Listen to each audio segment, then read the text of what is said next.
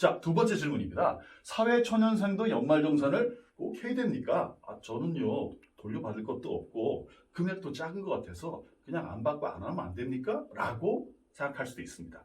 자, 실무적으로는 이제 무조건 하라고 하니까 해야 되겠죠. 자, 신입사원 한금솔 씨가 계신데요. 올해 막 취직을 해서 소득도 얼마 안 됩니다. 근데 연말정산 귀찮게 꼭 해야 됩니까? 라는 질문입니다.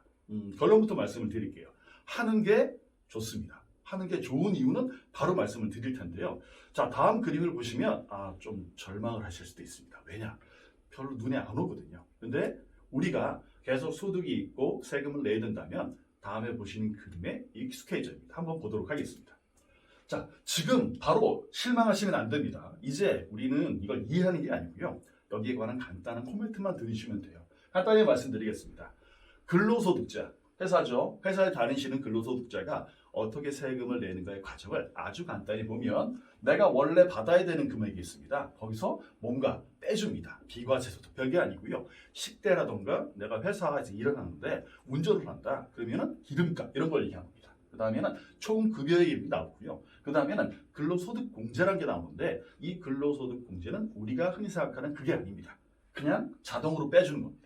그 다음에 근로소득 금액이 나오는데 그 다음에 쭈루룩 있는 공제가 있잖아요. 이게 우리가 흔히 얘기하는 소득공제입니다. 자, 소득공제를 지나서 과세 표준이 결정되는데요. 그 다음에 흔히 아는 기본세율을 때리게 됩니다. 이거 제가 좀 이따가 그림으로 알려드릴게요. 산출세액이 나오는데 우리가 결국 신경 써야 되는 건요. 결정세액이에요. 결정세액 내가 내야 되는 세금을 계산할 때 과세 표준이 기준이 되면 세율을 매기는데 소득공제를 많이 받으면 과세 표준이 줄겠죠. 과세 표준을 내가 받은 이후에 산출세액에서 세액공제를 받으면 결정세액이 줄어들 겁니다. 자, 그렇다면 청년은 공제받을 것도 없는데 꼭 해야 될까요? 라는 질문에 대한 대답을 드리도록 하겠습니다. 첫 번째는 소득공제입니다. 소득공제 받을 게 있습니다. 바로 보여드릴 텐데요. 그 다음은 세액공제입니다. 세액공제도 받을 게 있습니다. 그냥 받을 게 있다라는 말은 애매하니까요. 구체적으로 한번 보도록 하겠습니다. 지금 기준은 청년 기준입니다. 사회초년생이요. 사회초년생도 인적공제에 가족은 부양가족으로 받지 못하더라도 나는 받을 수 있죠. 내가 받는 인적공제가 기본공제입니다. 자, 그 다음은 본인이 지금 직장인이면 당연히 본인이 반, 그리고 회사가 반, 국민연금 내고 있겠죠. 국민연금 본인 부담분, 그리고 건강보험과 그 다음에 고용보험의 본인 부담분도 당연히 소득공제의 대상입니다. 아니, 4대 보험에는 국민연금, 건강보험, 고용보험 말고 또 뭐가 있을까요? 산재보험이 있죠. 근데 산재보험은 여기 대상이 아닙니다. 왜 그러냐면 산재보험은 내가 부담하는 부분은 없고 누구만 내죠? 회사만 내기 때문에 여기 등장하지 않는 겁니다. 자, 그리고 그 밖에 소득공제에 되게 많은 항목이 있는데 특히 주택청약종합저축은 거의 다 있으시죠? 여기에 관한 것도 40%가 대상이긴 한데 조건이 있습니다. 무주택, 세대주택이 되죠. 그리고 연말이 되면 가장 많이 우리가 신경 쓰는 게 신용카드가 있는데요. 신용카드에 대해서는 별도로 알아보도록 하겠습니다.